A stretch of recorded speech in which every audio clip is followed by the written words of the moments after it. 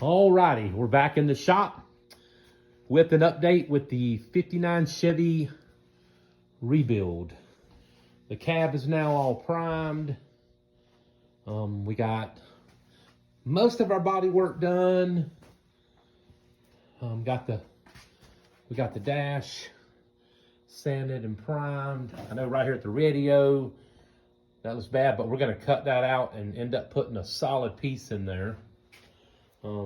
Everything else is primed. We did get our piece for the floorboard. We still got to get the rest of the pieces for this.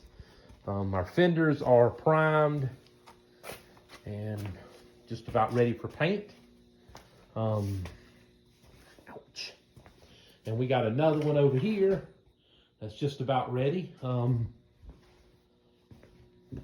This is our front grille piece that goes for the radiator support. We got it ready. And did get a new door for the truck. Waiting on the other door for the other side.